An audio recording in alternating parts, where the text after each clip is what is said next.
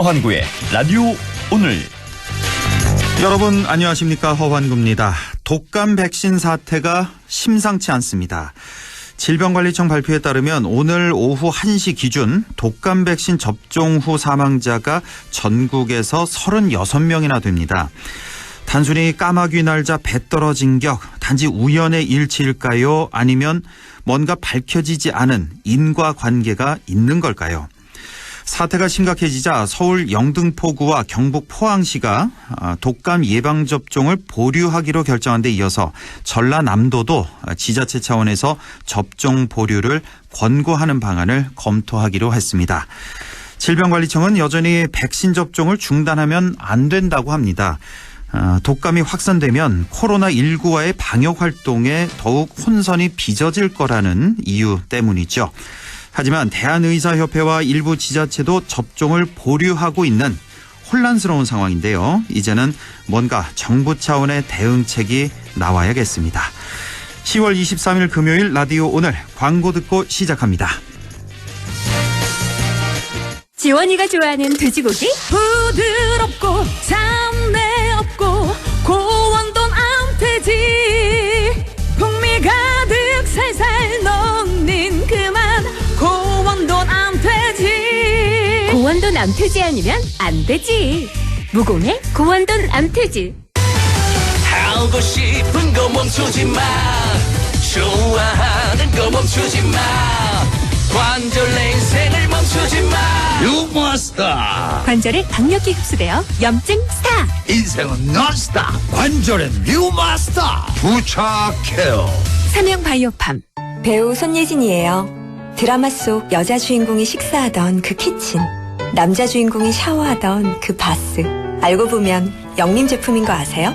도어 잘하는 영림이니까 키친 바스도 엄청 예쁜 거 있죠. 영림을 만나면 일상이 드라마가 된다. 영림 키친 바스. 마운티아 윤계상입니다.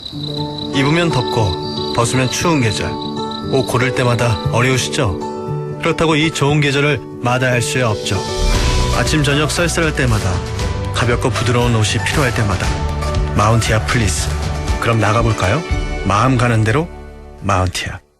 자, 따라해보세요. 이카운트 ERP 4만원 회계관리, 이카운트 ERP 4만원. 재고관리, 이카운트 ERP 4만원 생산관리. 사업 성공 함께해요. 이카운트 카운트 ERP의 모든 기능을 월 4만원에 드립니다. 이카운트. 가입비 부가세 별도. 안녕하세요, 이진욱입니다. 누군가에겐 충전이, 누군가에겐 힐링이 필요한 지금, 더욱 새로워진 아메리칸 픽업 트럭 콜로라도와 함께 나만의 시간을 가져보세요. 파워풀한 312 출력, 압도적 공간 활용성, 리얼뉴 콜로라도 출시. 웰컴 투 콜로라도. Chevrolet Find New Roads. BBIG. 배터리 바이오 인터넷 게임. BBIG. 배터리 바이오 인터넷 게임. 타이거 BBIG K-뉴딜 ETF. 이름은 길어도 핵심 종목들로만 완벽하게 압축된 ETF가 생겼다. 그런 게 어디? 미래 에셋 타이거 ETF. 원금 손실에 유의하세요. 네, 라디오 오늘 금요일 순서 시작합니다. 1부 한 주간의 시사 이슈 진단해보는 최진봉의 시사 포커스 바로 만나보고요. 2부 이슈 오늘에서는 벌써 단풍이 많이 물들었습니다. 이번 주말 주변 산을 찾으시는 분들 많으실 것 같아서요. 잠시 후 주황산 국립공원 사무소 이대진 탐방시설 과장 연결해서 자세한 얘기 나눠보겠습니다. 이어서 라디오 드라마 낙동강 전선도 계속됩니다. 라디오 오늘 생방송 놓치신 분들 유튜브로도 다시 들으실 수 있습니다. 많은 애청 바랍니다.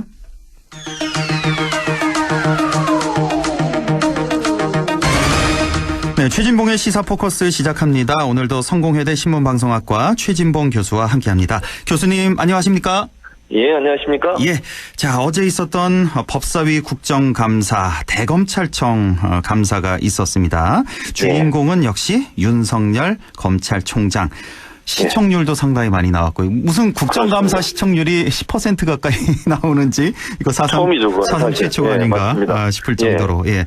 지금 이 윤석열 총장의 답변을 놓고 후폭풍이 뭐 오늘도 계속해서 거센 상황인데요. 뭐 전체적으로 우선 짧게 말씀해 주시고 제가 중간중간에 또 질문을 좀 드리겠습니다. 전체 총평을 좀 해 주시죠. 어제. 총평을 드리면 네. 윤석열 총장의 이제 그 답변이나 이런 내용을 보면서 제 개인적인 생각인데요. 네. 윤석열 총장이 정치를 한다 이런 느낌을 받았어요. 저는 개인적으로. 전체적으로 느낌이 예, 정치를 한다. 왜냐면 사실 이제 검찰총장이 여러 가지 질의에 답변하면서 뭐 검찰 관련된 부분들에 대해만 답변하는 게 아니라 네. 전체적으로 상당히 뭐 이제 좋게 표현하면 당당한 표현이고요. 예. 국회의원들의 질문에 대해서 아주 뭐 요령 있게 제 표현을 그렇게 해볼게요. 예. 요령 있게 피해가면서 본인의 입장과 견해를 그냥 강하게 주장하는 그런 모습을 보였거든요. 네. 지금까지 이제 일반적으로 대검이나 검찰총장의 그 국정감사에서 볼 수 있는 모습은 아니었고, 그래서 저는 상당히 정치인으로서의 면모를 보여준 게 아닌가 예. 그런 느낌이 저는 개인적으로 좀 들었습니다. 뭐 하실 말씀이 상당히 많겠습니다만 네. 한마디로 정리를 하자면 예. 정치적인 그런 냄새가 너무나 네, 많이 저는 그렇게 풍겼다. 느꼈습니다. 이렇게 네. 네. 오늘 할 얘기가 많아서 시간 되는 데까지 해보도록 하겠습니다. 예. 어제 예. 이제 오전에 질의가 시작하자마자 예. 저도 깜짝 놀랐는데 그 국민의힘 의원의 이제 질문에 대답하는 과정에서 예. 왜 며칠 전에 중상모략이라는 표현을 했잖아요. 대검에서. 그렇죠. 예. 네, 근데 이 맞습니다. 중상모략은 그 검찰총장이 할 수 있는 가장 점잖은 표현이다. 이 그렇죠. 말이 시작이 돼서 이 말로 이제 전면전이 시작이 된 거예요, 어제. 그렇죠. 그 이후에 네, 계속해서 팽팽한 긴장감이 이어졌는데 예. 이 중상모략이라는 단어 이 자체도 이거 상당히 심한 표현이라는 생각이 드는데 그렇죠. 예. 그렇다면 그러니까, 이게 가장 점잖은 표현이라면은 속마음은 이것보다 지금 훨씬 더하다는 뜻 아니에요? 그렇죠. 예, 그렇게 볼 수 있죠. 그러니까 그만큼 불만이 많다고 볼 수 있는 거죠. 그러니까 더 심한 얘기를 하고 싶지만 예. 확전을 막기 위해서, 즉 상황 관리를 하기 위해서 그런 표현을 했다 이렇게 분석할 수 있을 것 같은데요.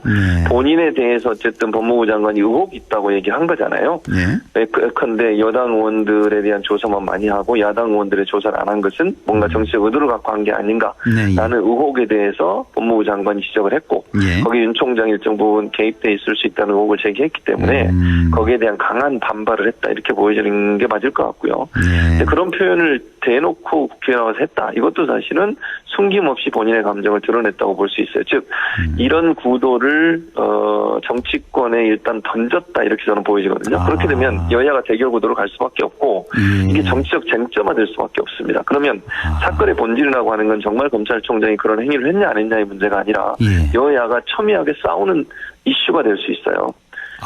그런 부분까지도 저는 생각했다고 봐요. 네. 그렇게 던져놓으면 이게 어떻게 되겠습니까? 이제 본질은 없어져요. 나중에는. 여야가 서로 법무부 편들고 검찰 편들면서 서로 대결하는 구도로 가게 되면 이 본질의 문제보다는 법무부 장관이나 아니면 검찰총장을 어떤 상대로 해서 공격하는 그런 쪽으로 가다 보면 한쪽은 또 방어를 하지 않겠어요? 그렇죠. 그럼 결국 이 본질적인 문제, 즉 사안의 본질적인 문제보다는 정치적 이슈화하는 것이 본인한테 유리하다. 이렇게 판단했을 가능성이 저는 있다고 보여집니다. 이 수사 지휘권 잠시 뒤에 좀 여쭤보고 지금 할 얘기가 너무 많아서 그리고 또 하나 지금 논란이 된 게 검찰총장은 법무부 장관의 부하가 아니다. 이 표현을 그렇게 표현했죠. 윤 총장이 먼저 썼습니다. 예, 자, 이거 참 논란이 계속되고 어제도 설전이 굉장히 오가고 했는데 이거 어떻게 봐야 됩니까? 이 발언은? 저는 이 단어를 일부러 저는 부하란 단어를 썼다는 생각이 들어요. 이것도 역시 철저히 준비된 말이군요. 준비된 말이라는 생각이 들어요. 왜냐하면 부하라는 말이 주는 의미가요. 마치 군대의 상하기관에 있는 상관과 부하라는 느낌을 주는 거잖아요. 그러니까 이 군대 용어잖아요. 요즘에 쓸 수 있는 그 군대에서나 지금 쓰는 표현이잖아요. 그런 표현을 일부러 써서 그럼 결국 법무부 장관이 마음대로 자기가 원하는 대로 가고 있다라는 뉘앙스를 풍기는 거예요. 그 말 자체가. 왜냐면 뭐 인사도 그렇고 인사 문제도 얘기를 했고요. 또 지시를 뭐 수사 지휘권을 박탈한 것도 본인은 부하가 아니라는 표현을 통해서 저는 그걸 반발했다고 보여지거든요. 그런데 검찰청법에 보면 검찰의 사무를 총괄하는 사람은 법무부 장관이에요. 법무부 장관이 검찰 사무를 모든 사무를 총괄한다 이렇게 돼 있어요. 그리고 검찰청에 검찰총장을 둔다고 돼 있고요. 그러면 법제상으로 보면 검찰총장을 법무부 장관이 지휘 감독하는 건 분명한 사실입니다. 그건 뭐 법적으로 돼 있는 거니까요. 그 자체 그러니까 지휘 감독이라는 말을 부하란 말로 바꿔서 얘기를 함으로써 부당하게 본인이 지금 피해를 당하고 있다라고 하는 부분을 강조하는 의도가 있었다고 보여져요. 또 하나 지금까지 법무부 장관이 지시했던 모든 내용은 합리적이지 않다. 그리고 검찰의 독립성을 훼손했다. 이렇게 가면서 또 정치 쟁점하는 거죠. 그러니까 던져놓은 메시지 모두 다가 결국은 이 본질적인 사안, 즉 검찰이 부정적인 행위라고 비위가 있느냐 하는 부분을 일단 비껴가면서 정치적 이슈화함으로써 이 사안이 정치적으로 논쟁을 불러일으켜서 예. 본인의 어떤 본질적인 문제를 좀 더 피해보려는 의도를 갖고 있지 않았나 하는 게 제가 본 감정평이라고 말씀드릴 수 있습니다. 단단히 벼르고 또 준비를 확실히 하고 나온 그런 표현들. 네, 그건 그렇게 보입니다. 법무장관은 검찰 사무를 총괄하는 자리다. 일단은 법상 어제 추미애 장관도 뭐 페이스북에 올렸습니다. 법상으로는 법무부 장관 밑에 검찰총장 있는 건 그럼요. 맞죠. 근데 그건 맞아요. 지금 우리가 주의해야 될 게 그러니까 그 윤 총장 입장에서 지금 주장하는 거는 검찰의 독립성 또 수사 뭐 공정성 형평성 이런 걸 위해서 어떤 사건 수사에 대해서는 법무부 장관이 그 일선 검사들에게 개입할 수는 없는 거고 그건 확실한 거고 검찰총장만이 개입하는 거고 그렇죠. 근데 전체적인 검찰 사무 뭐 인사 이런 건 법무부 장관이 총괄하는 거고 하게 돼 있고 그리고 검찰총장은 지휘할 수 있어요. 일반 검사는 지휘할 수 없지만. 예, 알겠습니다. 자, 이 수사 지휘권 발동 이것도 참 며칠 전부터 시끌시끌한데 수사 지휘권을 추미애 장관이 발동을 했고 또 청와대도 역시 이건 불가피한 선택이었다 인정한다라고 표현을 했습니다. 대통령까지. 네, 그렇습니다. 그런데 이걸 어제 국정감사장에서 이거는 위법한 지시고 부당한 지시다 이러고 확실하게 선을 그었어요. 총장이. 이것도 어떻게 보십니까? 이거? 저는 그렇게 보지 않아요. 수사지휘권은 법무부 장관이 할 수 있는 부분입니다. 그러니까 부당하다고 얘기한 걸 뭐라고 얘기했냐면 일선 검찰청에 있는 검사들이 그런 의견을 갖고 있다는 말로 얘기를 했어요. 외둘러 둘러서 얘기를 했는데 그러니까 수사지휘권 발동 자체가 현재 내려지는 게 부당하다는 얘기입니다. 수사지휘권 발동을 할 수 없다는 건 아니고요. 다만 이제 수사지휘권을 발동하려면 뭔가 혐의가 있어야 되는데 그 혐의가 아직 소명되지 않은 상태에서 수사지휘권이 발동이 돼서 그거 자체가 좀 부당하다 이렇게 주장을 한 건데 저는 이렇게 한번 물어보고 싶어요. 그러면 검찰에 누군가가 비리가 있다는 의혹이 생겼어요. 그러면 그 의혹을 다 밝힐 때까지 수사를 하려면 시간이 많이 걸리지 않겠습니까? 그 사람을 그럼 그 자리에 계속 수사하도록 놔둬야 되나요? 제가 이렇게 반문하고 싶어요, 사실은. 무슨 말씀이냐면 수사지휘권이 발동돼야 될 분명한 이유가 있는 것은 검찰의 수사인 검찰총장이 의혹을 받고 있는 상황이에요. 지금 물론 김봉현 씨의 말이 100% 맞는지 안 맞는지는 아직은 모르겠습니다만 그런데 그러면 현직 검찰총장을 대상으로 해서 수사를 해서 그 진실관계를 다 밝히는 데는 얼마나 많은 시간이 소요되겠습니까? 그럼 그 사이에 그 사람이 계속 그 자리에 앉아서 만약에 수사를 지휘한다고 하면 공정하게 수사가 되겠냐는 거죠. 또 중간에 만약의 경우에 의혹이 사실이라고 하면 또 중간에 뭐 증거를 인멸하거나 아니면 일정 부분 본인한테 유리한 쪽으로 수사를 이렇게 전개할 가능성도 있지 않겠어요? 그런 상황에서 그러면 의혹이 있는데도 불구하고 수사가 완전히 마무리되지 않았으니까 수사지휘권 발동하면 안 된다. 이런 논리거든요. 그래서 저는 그렇게 얘기하면 어떤 의혹이 있는 모든 사람에 대해서 그냥 놔둬야 되는 상황이 돼요. 그게 과연 타당한지는 좀 고민을 해야 된다고 저는 봅니다. 일단 추미애 장관 입장에서 보자면 일단 라임 사건과 어떤 연루 의혹이 지금 있는 상태다. 이게 사실인지 아닌지 모르지만 의혹이 있고 여기다가 이제 또 뭐 가족하고 또 측근 비리 의혹까지 지금 받고 있는 상황에서 맞습니다. 그래서 수사 지휘권을 발동한 거다라는 게 이제 추미애 장관 주장이고 윤 총장 주장은 뭐냐면 뭐 잠깐 말씀하셨습니다만 그 김봉현 전 회장이 옥중 입장문에서 밝혔잖아요. 술 접대받은 검사들 중에 한 명이 윤석열 총장 사람이다 이런 주장을 했고 어떻게 윤 총장은 그 사기꾼 말 그러니까 뭐 어제 표현에서는 중범죄자의 말을만 믿고 수사 지휘권을 이렇게 박탈할 수 있느냐 이렇게 주장하는 거란 말이에요. 윤 총장 말에는 어떤 좀 동의는 못하십니까? 동의를 못하죠. 왜냐하면 법무부가 자체 조사를 했어요. 그러니까 김봉현 감찰을 했죠. 감찰을 했죠. 얼마 전에. 김봉현 말만 보고 감찰한 게 아니라 실제 거기에 갔다는 검사들. 그 검사들도 감찰을 했고 감찰된 내용이 어느 정도 사실로 확인이 된 부분이 있어요. 법무부에서. 그러니까 지금 윤 총장은 그게 억울하다고 주장하지만 법무부 감찰에서 일정 부분 사실관계가 완벽하게 100% 확인되지는 않았지만 의혹이 사실로 규명된 부분이 있다는 거죠. 안 그랬으면 어떻게 수사지휘권을 발동할 수 있겠습니까? 그러니까 실제 예를 들면 김봉현 씨 말고도 같이 구속돼 있는 사람이 또 있습니다. 다른 변호사도 있고 행정관도 있고 있는데요. 전직 행정관이죠. 청와대. 이 사람들을 대상으로 해서 수사를 했고 조사를 해서 감찰 내용을 근거로 봤을 때 상당한 의혹의 많은 부분이 사실에 부합하는 부분이 있다는 게 판단됐기 때문에 수사지휘권을 발동을 한 거예요. 근데 그걸 마치 김봉현 개인의 말만 듣고 했다는 식으로 얘기를 하시는데 3일 동안 이미 감찰을 통해서 나온 내용도 일정 부분 반영됐다고 볼 수 있을 것 같습니다. 그 김봉현 전 회장의 옥중 서한문, 입장문. 이게 상당히 방대하다면서요? 그 페이지 수로 14페이지인가요? 15페이지에 달할 정도로. 근데 그 주장이, 그러니까 윤 총장 말했듯이 그 사기꾼 그 중범죄자의 말, 이렇게 치부해버릴 것인가. 근데 그게 또 아닌 게, 그 김봉현 씨 주장이 사실로 확인이 됐습니다. 어제 뉴스에서 보니까 특수부 출신의 출신의 모 변호사 그리고 현지 검사들이 룸사롱 접대를 받았다. 룸사롱 종업원과 인터뷰를 한 뉴스가 나갔습니다. 맞습니다. 그래서 확인이 됐습니다. 같이 간 게. 이렇게 되면 또 완전히 또 얘기가 김봉현 씨의 주장이 상당히 또 신빙성을 갖게 되는 거 아니겠습니까? 이렇게 되면. 그러니까 지금 상황에서는 이게 김봉현 씨 말이 100% 맞냐 안 맞냐고 단정적으로 얘기할 수 없지만 지금 말씀하신 것처럼 언론사에서 취재를 해보니 또 일정 부분 맞는 부분이 있다는 거죠. 또 법무부도 자체 검찰을 해보니까 일정 부분 사실에 부합된 내용도 있고 그럼 이걸 완전히 무시할 수 있는 상황은 아니라고 봐요. 저는 야당한테도 묻고 싶어요. 처음에 김봉현 씨가 재판에 나와서 강기정 전 수석 얘기했잖아요. 그때 뭐라고 그랬습니까? 이건 무슨 여권의 게이트다 그랬습니다. 청와대 게이트다 그랬고요. 그렇습니다. 그때는 그렇게 주장을 하셔놓고 이제 와서 이건 또 사기꾼 말이라고 얘기를 하면 국민들이 볼 때 정치적 자기 노를 자기에게 유리한 쪽으로만 분석하고 판단한다는 비판을 받지 않을 수가 없다는 생각이 듭니다.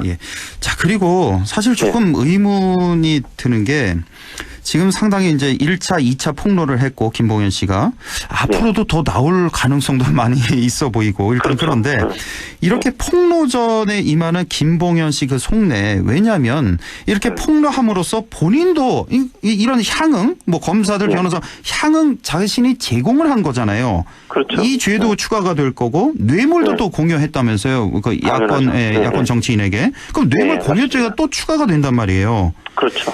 그럼 왜 이렇게 본인이 큰 손해를 보는데 이런 폭로를 할까? 검찰에 대한 어떤 배신감 때문일까? 맞아요. 자포자기 상태일까? 어떻게 봐야 됩니까? 저는 검찰에 대한 배신감이라고 봐요. 무슨 말이냐면 그 김봉인이 쓴 2차 편지에 보면 그런 얘기했습니다. 검찰이 자기 도피를 도와줬다고 그래요. 그러니까요. 그것도 참 충격적이었어요. 그렇죠. 그런데 경찰에 체포가 되거든요. 그 사람이 도피 현장에 있다가 경찰에 체포가 됐는데 본인은 그게 너무 이상하게 느낀다고 저는 생각해요. 왜냐하면 잠깐만요. 검찰이 도피를 도와줬다는 건 다 아는데 검찰이 체포한 게 아니라 경찰이 체포를 한 거였어요. 한 5개월인가 도망 다녔잖아요. 그렇죠. 그때 도망 다닐 때 돈도 그러니까 도피 자금도 지원해주고 대포 전화 이런 거 있잖아요. 대포폰이라고 그러죠. 이런 것도 지원해주기 때문에 아는 사람이 몇몇에 불과하다는 거예요. 그렇겠죠. 그러면 김봉현 입장에서 본인이 체포됐을 때 왜 체포됐다고 생각을 할 수 있겠습니까? 경찰에 알린 거 그렇다고 보는 거예요. 그러니까 쓸모 있을 때는 여당 정치인들에 대한 어떤 핍박, 억압 이런 걸 위해서는 본인을 열심히 이용해 먹다가 이제 필요가 다 떨어지니까 검찰이 일부러 본인을 경찰한테 얘기해서 잡아가겠다라고 저는 생각한다고 봅니다. 그런 배신감. 그러니까 이용만 당했다 이런 배신감이 있을 거라고 봐요. 그러니까 검찰 입장에서는 그렇다고 이 사람을 계속 비호할 수는 없잖아요. 그러니까 결국 이제 끈을 떼고 어쨌든 나임 관련해서 피해자들에 대한 거는 분명히 김봉현이 잘못했으니까요. 사기죄로. 그건 처벌받아야 되고 그걸 검찰이 계속 이용할 수 없으니 여당 정치인 관련된 정보만 쏙 빼먹고 본인이 배신당했다. 이렇게 지금 판단한 게 아닌가. 지금 저 개인 추측입니다. 이건 물론. 그럴 가능성이 저는 높다고 봅니다. 알겠습니다. 그러니까 지금까지 쭉 나온 이런 사실 근거에 보면 어떤 검찰의 무슨 기획 수사, 짜맞추기 수사 이런 민낯이 어느 정도 좀 드러난 이런 사건인 것 같고 사실 그전에도 이런 경우가 종종 있기는 있었습니다. 가끔씩. 그런데 이렇게 피의자가 대대적으로 이렇게 폭로해서 나온 이런 사건은 처음인 것 같아요. 처음이에요. 그렇죠. 네, 이렇게 맞습니다. 대대적으로. 예. 그렇죠. 이런 일련의 사건들을 보면서 이런 면 때문에 검찰 개혁이 필요하구나. 그럼요. 그러니까 적어도 당연합니다. 검찰을 좀 독립적으로 수사하고 기소는 할 수 있어야 된다. 누군가 어떤 조직이든. 그래서 그렇죠. 이제 그게 공수처잖아요, 공수처가 나와야 사실은. 된다는 네, 그런 그럼요. 필요성이 네. 나오는 것 같습니다. 왜냐하면 검찰이 검찰을 수사하기 때문에 제대로 수사가 안 되는 겁니다. 그래서 독립적 수사기관이 반드시 필요하고 예, 예. 제19 감싸기를 계속 하잖아요. 검찰 입장에서. 예. 그걸 막기 위해서라도 독립된 수사기관, 검찰이나 고위공직자들을 대상으로 수사를 할 수 있는 공수처 같은 기관이 반드시 필요하다고 볼 수 있는 거죠. 그러니까요. 누구도 건드릴 수 없는 절대 권력, 검찰, 그걸 견제할 수 있는 장치가 필요하다는 거고. 그렇죠. 그 야권에서는 또 주장하는 게 그러면 이 공수처가 그 검찰 위에 기관이냐 상황이냐 그 공수처는 누가 견제하냐 그러는데 공수처는 또 검찰이 견제할 수가 있는 거죠. 검찰이 그럼요. 수사하고 뭐 기소하고 할 수가 있는 거잖아요. 그럼요. 할 수 있습니다. 그래서 그렇죠. 공수처에서 이제 검찰이 수사하다가 고위공직자나 이런 사람 또는 검찰 관련된 부분만 공수처가 수사할 수 있고요. 그래도 만약에 기소가 제대로 안 되거나 문제가 있으면 검찰이 또 수사를 할 수 있어요. 거기에 대해서 네, 충분히. 그렇죠. 예. 예.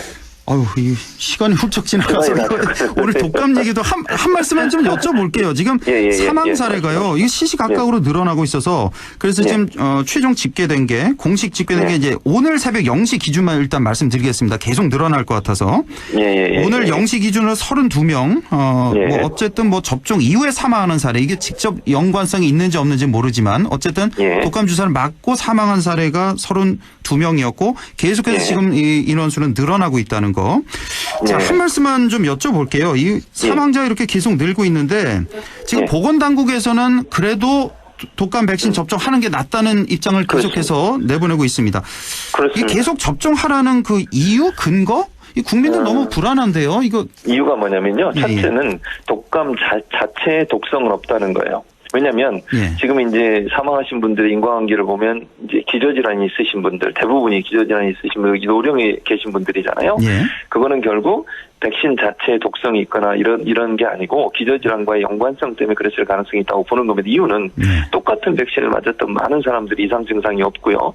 그다음에 그 사망한 분들이 한 가지 백신만 맞은 게 아니에요. 그러니까 백신을 개발하는 회사가 여러 회사가 있는데 그렇죠. 그 다 다른 백신이에요. 그러면 이게 하나만 맞아서 만약 그랬다면 그 백신이 문제가 있다고 그래서 폐기할 수 있을 텐데 그 여러 가지 백신들을 전국의 국민들이 다 맞았는데 기저질환이 있는 노령의 분들만 사망했기 때문에 이게 백신 자체의 문제가 아니라고 보는 거죠. 그런 차원에서 아마 이 안전성은 문제가 없다고 보는 것 같고요. 두 번째, 백신을 안 맞았을 때 올 수 있는 위험성이 백신을 맞았을 때 올 수 있는 위험성보다 커요. 무슨 말이냐면 독감에 걸려서 사망하는 숫자가 훨씬 많습니다. 그러니까 특히 연령층이 높으신 분들은 위험해요. 독감에 걸리시게 되면. 한 해 한 3,000명 정도가 사망한대요. 숫자로 보면 훨씬 독감이 위험하다는 거. 그리고 독감을 지금 이제 이 의사협회에서는 1주간을 좀 연기하자고 얘기를 하시는데 독감이 맞고 나서 효과가 난다 2주 정도 걸려요. 그렇죠. 2주 정도. 그런데 지금이 가장 그 왕성하게 독감이 퍼질 수 있는 시기고 2주 안이 가장 독감이 확산될 수 있는 위기가 있는 시기라는 거죠. 11월 되면 이제 독감주의보가 발령된다면서 11월 초가 되면. 맞습니다. 그러니까 지금 이 시기가 만약에 10월 초만 돼도 일주일, 2주일 정도 지켜볼 뭐 여유가 되는데 지금 이미 10월 말이니까 이걸 놓치면 안 된다. 안 된다는 거죠. 그런 이유 때문에 이제 독감 주사 빠지라고 얘기를 하시는 거예요. 그나저나 이거 앞으로 계속 이거 늘지 말아야 될 텐데 참 걱정입니다. 이거 뭐 사태가 어떻게 될지. 알겠습니다. 오늘 시간이 좀 많이 지났네요. 성공회대 최진봉 교수와 함께했습니다. 고맙습니다. 감사합니다. 네, 라디오 오늘 잠시 후 2부에서 뵙겠습니다.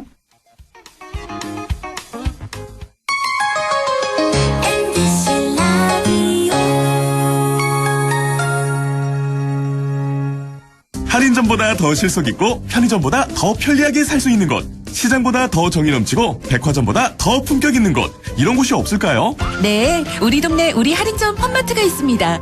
지난 25년간 항상 고객과 함께한 홈마트. 용상점, 자이점, 신용주점, 사천점에서 새롭게 고객님께 다가갑니다. 홈마트. 선생님, 전 보건의료인이 꿈인데 좋은 고등학교 있나요? 잊고 말고 안동의 보건간호 특성화 학교인 예일메디텍 고등학교가 있지. 예일메디텍 고등학교는 남녀공학으로 보건간호과 2개반을 모집한단다. 남들보다 일찍 준비한다면 너의 꿈에 날개를 단 거지. 예일메디텍 고등학교. 안녕하세요. 최하정이에요. 함께 만드는 외출 생활 백신. 오늘도 많은 분들이 사연 보내주셨네요. 뒷자리 1339님. 천리길도 빈틈없는 마스크 착용부터. 아이디 회의왕님. 직급 연차 구별 말고 둘 이상은 거리 두자. 저도 하나 준비했어요. 음식은 덜어 먹어야 맛이요. 식기는 따로 써야 맛이다. 어때요? 괜찮았죠? 외출 생활도 안전하게. 우리들의 생활 습관 하나하나가 안전을 지키는 백신 아닐까요? 공익광고협의회.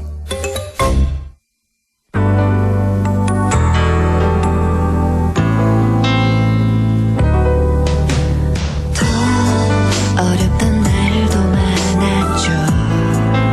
우리 함께 한다면 따스함을 느껴요. 사랑이 있어요. 소중한 꿈을 이뤄봐요. 우리 함께 여기 있으니 감동과 사랑 있는 MBC 라디오 문화방송 100.1 MBC 라디오.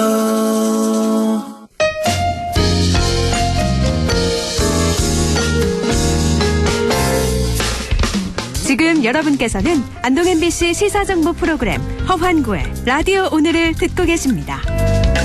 저는 사생결담 강지혜입니다.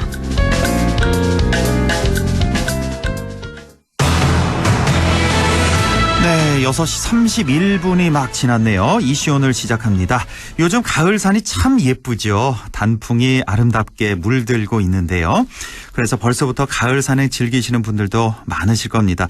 하지만 올해는 코로나19 확산 방지를 위해서 산행에도 주의할 점이 많다고 합니다. 우리 지역의 명산 주황산 국립공원 사무소 탐방시설과에 이대진 과장 연결돼 있습니다. 이대진 과장님 안녕하십니까? 네, 안녕하십니까. 예, 반갑습니다. 그 아름다운 곳에서 근무하셔서 얼마나 좋으세요? 예, 다른 분들도 다 그렇게 말씀하시는데요. 그렇죠. 예, 예. 건강에도 좋고 좋습니다. 예, 지금 이제 본격적인 단풍 시즌을 맞아서 많은 분들 주황산 찾으실 것 같은데 예, 지금 주황산 풍경은 어떻습니까? 단풍이 많이 들었나요? 예.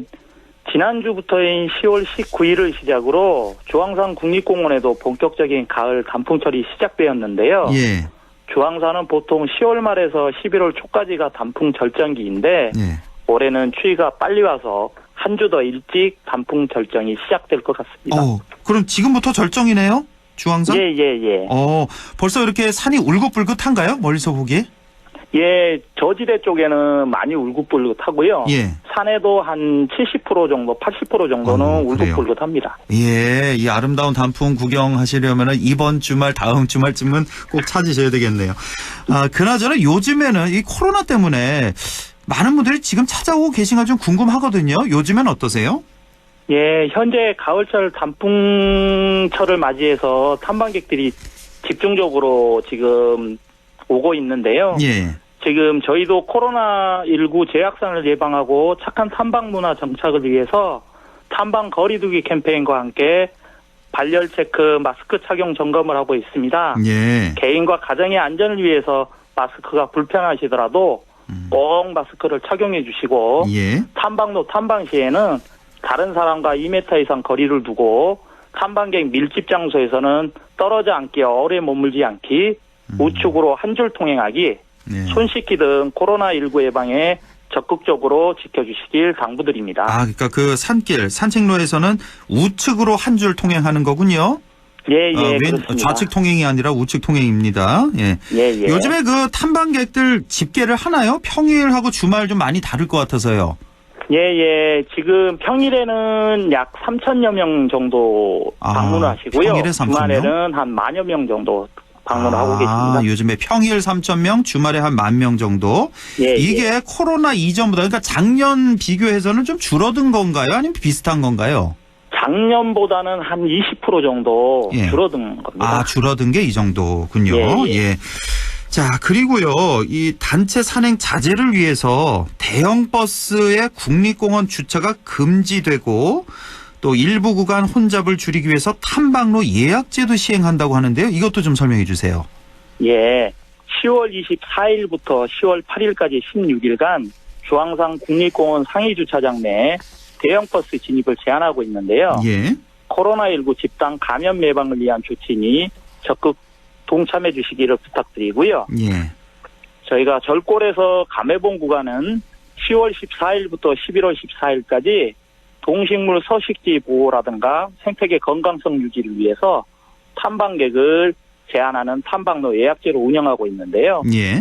허용 인원은 평일 500명, 주말 1,500명으로 절골 계곡 탐방을 원하시는 분들은 국립공원 예약 시스템에서 미리 예약을 하고 방문하시면 되겠습니다. 예, 절골 감해봉 구간은 미리 예약을 받고 있다는 거, 예, 이거 꼭 체크를 해두시고 그 대형 버스 주차 안 되는 거는 이번 주말부터 11월 8일까지. 11월 8일도 일요일이네요. 그러니까 이번 주말, 그러니까 3주 주말 동안에는 금지한다는 거요. 예, 예, 맞습니다. 알겠습니다.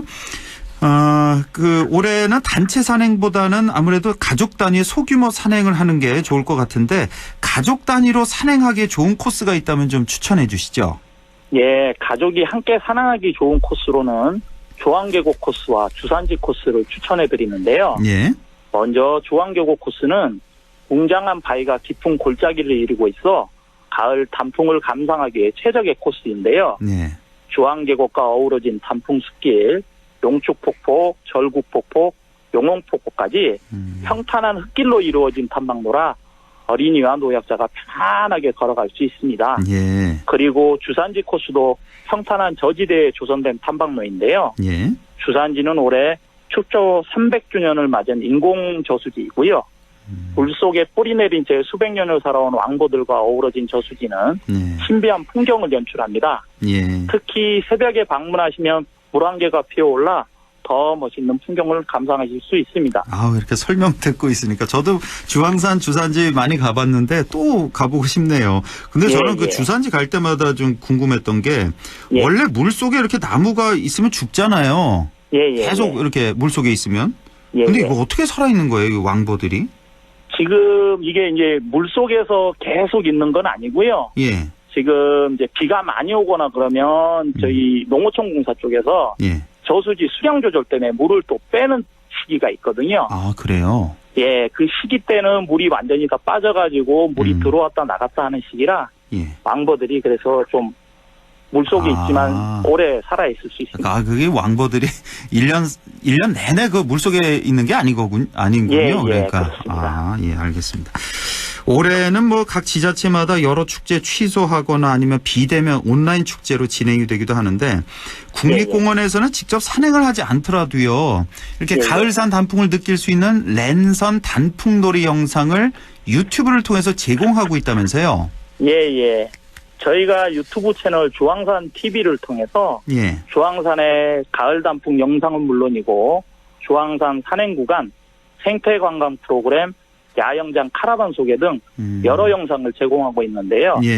듣지 못하시는 분들을 위한 수화 영상도 같이 제공하고 있으니 구독과 많은 시청 부탁드립니다. 주황산 TV네요. 유튜브 들어가셔서 주황산 TV. 그러니까 직접 못 가시는 분들 이제 주황산 TV 통해서 구경하실 수 있고 아니면 직접 가더라도 이걸 한번 보고 가시면 훨씬 도움이 되겠어요. 그렇죠? 많이 도움이 될 겁니다. 알겠습니다. 예.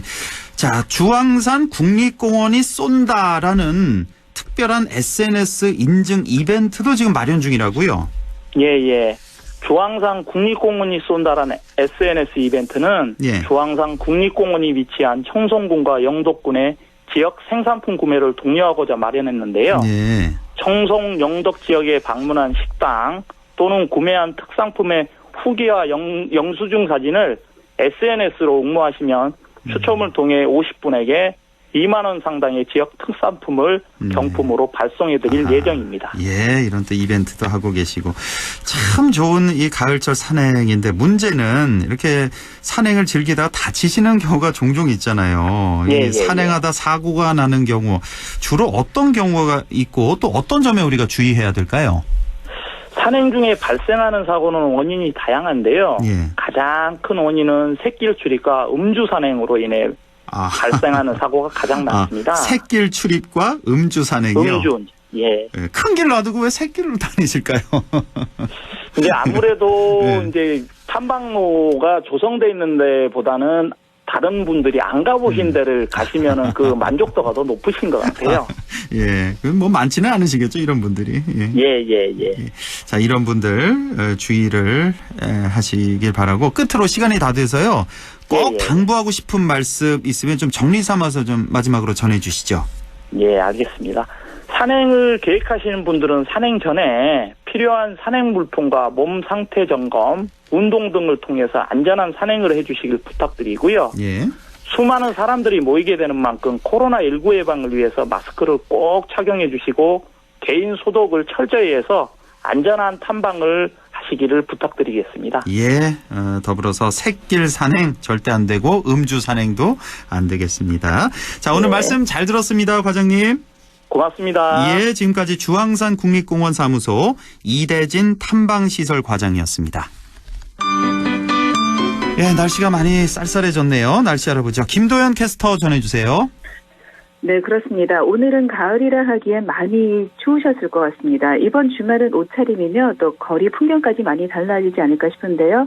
내일 아침은 오늘보다 기온이 더 내려갑니다. 내일도 옷 따뜻하게 입어주시고 감기 걸리지 않도록 특히 조심하셔야 되겠습니다. 오늘은 서리가 내린다는 절기 성강이었습니다. 벌써 입동을 앞둔 가을의 마지막 절기이기도 한데요. 절기에 맞춰서 반짝 추위였습니다. 내일 최저 기온 의성이 영하 1도 나와 있습니다. 11월 중순에 해당하는 초겨울 날씨 보이겠고요. 가을철 수확 시기에 농작물 피해 없도록 유의하시기 바랍니다.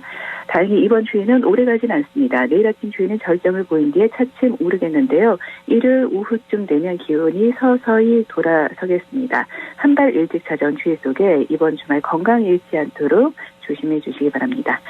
내일 기온은 안동 예천이 아침에 1도, 한낮에 14도 예상되고요. 의성이 영하 1도에서 15도, 문경은 2도에서 13도, 영양, 청송, 영주공안은 아침 0도, 한낮에 12도 예상됩니다. 상주는 3도에서 14도 분포 예상됩니다. 문경 현재 기온은 어제 이 시간보다 3도 낮은 10도, 체감온도는 8도, 습도는 48%입니다. 날씨였습니다.